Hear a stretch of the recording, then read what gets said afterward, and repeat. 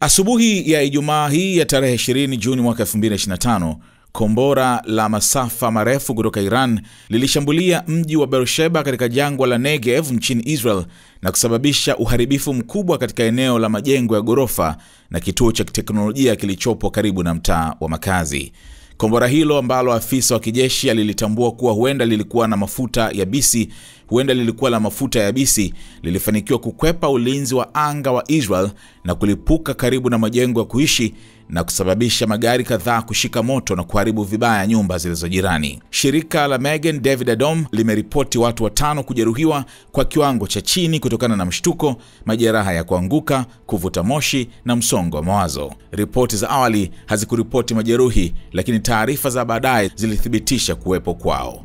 Shambulio hilo lililenga Gav Yam Technology Park, kitovu cha ubunifu kinachokuwa kwa kasi karibu na chuo kikuu cha Ben Gurion na kambi ya IDF ya C4I inayoshughulikia usalama wa mtandao, ambapo wanajeshi na wataalamu wa teknolojia wapatao 7,000 hufanya kazi. Eneo hilo pia ni makao ya kamandi ya kusini ya IDF, ofisi za Microsoft na sehemu ya teknolojia ya ulinzi na mtandao ya Israel, jambo linaloonyesha umuhimu wake wa kimkakati. Wachambuzi wamesema shambulio hilo linaonyesha ujumbe wazi kutoka Iran kwamba hakuna eneo la Israel lililo salama. Usiku wa kuamkia leo pia Iran imerusha drone 4 kuelekea Israel. Moja ilidunguliwa juu ya Haifa na 3 zikiangushwa eneo la bahari ya Chumvi, kwa mujibu wa IDF iliyotoa video za ufyatuaji huo. Kujibu mashambulizi hayo, jeshi la ulinzi la Israel IDF limetekeleza mashambulizi ya anga usiku kucha dhidi ya Tehran, likituma zaidi ya ndege za kivita 60. Mashambulizi hayo yalilenga maeneo ya uzalishaji wa makombora ya kijeshi na kituo cha utafiti wa nyuklia ambacho Israel inadai kinahusika katika mpango wa silaha za nyuklia wa Iran. IDF pia iliripoti kuwa Iran ilitekeleza mashambulizi mengine dhidi ya kusini mwa Israel usiku huo, ingawa Iran haijatoa tamko rasmi kuhusu matukio hayo. Mashambulizi haya ya pande zote mbili yanaashiria kuongezeka kwa kiwango kikubwa cha mgogoro kati ya Israel na Iran, ambapo miundombinu ya kimkakati ndiyo inalengwa. Jumuiya ya kimataifa imewekwa katika hali ya tahadhari, huku juhudi za kidiplomasia zikiongezeka ili kuzuia kuongezeka kwa vita na hatari ya mgogoro mkubwa zaidi wa kikanda.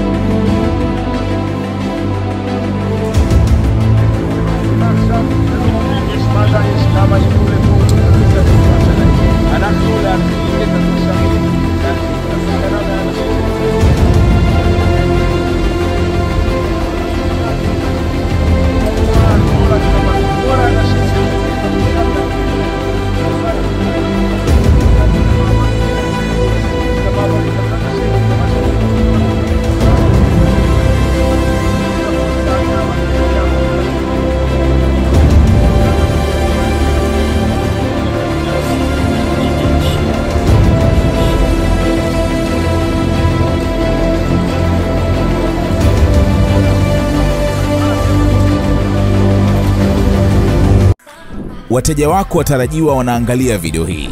Kama biashara yako ingeonekana pamoja na unachokiangalia sasa, wengi wangegeuka kuwa wateja wako wapya. Tuandikie sasa info@snstz.com au WhatsApp pekee 0659 250 389. Tuifikishe biashara yako kwa wana SNS.